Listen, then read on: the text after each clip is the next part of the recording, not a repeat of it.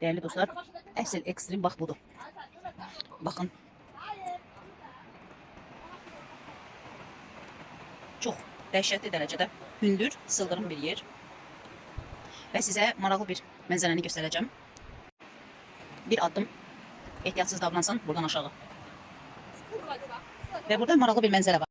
Və panik atak xəstələri bura gəlməsin. Və burada belə bir ağac var. Möhtəşəm bir ağac var. Və burada əyləşərək təbiətin belə gözəl, ecazkar mənzərəsini seyr edirsən.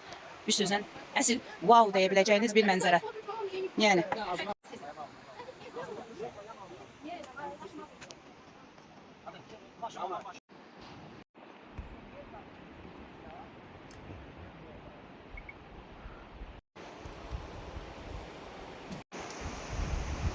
Bu ağac sevgi ağacı adlanır.